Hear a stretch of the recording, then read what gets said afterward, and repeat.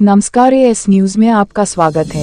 उत्तर प्रदेश के जनपद गाजीपुर में जहां सुभासपा अध्यक्ष ओम प्रकाश राजभर ने बड़ा बयान दिया है।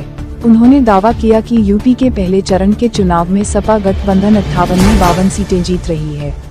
बाहुबली विधायक मुख्तार अंसारी के चुनाव लड़ने पर भी उन्होंने दावा किया कि मुख्तार अंसारी और उनके बेटे अब्बास दोनों मऊ सदर सीट से नामांकन करेंगे।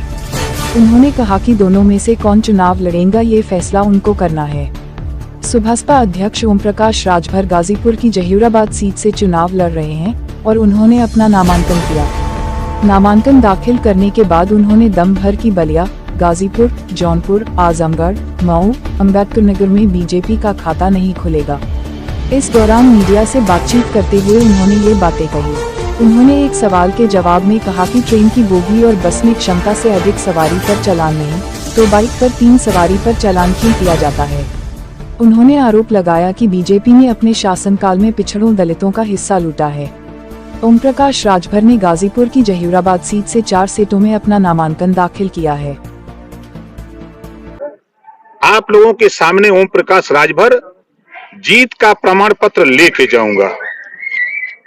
और पिछली बार तो कम वोट से जीता था ना, ये दवा पारी तब कम से कम 40 से 50 हजार से जीतेंगे, देखिएगा ना। तो हम लोग क्या माने कि गाजीपुर से डिप्टी सीएम अगली बार बन रहे हैं। अब आप लोगों का आशीर्वाद इतना मिला ओम प्रकाश राजभर को कि आज देश की राजनीति में ओम प्रकाश राजभर दिखने लगा। इसके लिए आप लोगों को बहुत बहुत बधाई। एक आपने बयान अभी दिया है कि मोटरसाइकिल पर 3 सवारी का चालान नहीं होगा, इससे बड़ा चर्चा आ गई। ये बयान नहीं, अब आप सोच लीजिए कि आप देखिए, ट्रेन में बोगी होती है, एक बोगी में 60-70 सीट होती है, 200, 300, 400 लोग जाते हैं, तो उस ट्रेन की चालान नहीं होती है, सरकार नहीं करती है। 50 सीटर 60 सीटर की बसें होती हैं, 100, 90 उसमें ठूस के जाते हैं, चालान नहीं होती है।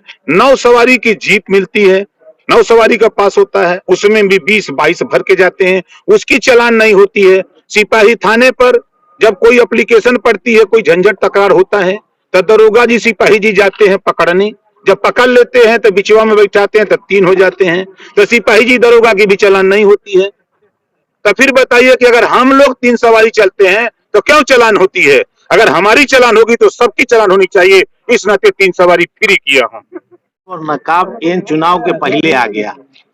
देखिए, भारतीय जनता पार्टी चुनाव जब आता है तो ये धर्म का चश्मा पहनते हैं, नफरत की राजनीति बोलते हैं। एक समान अनिवार्य और फ्री शिक्षा की बात ये क्यों नहीं बोलते।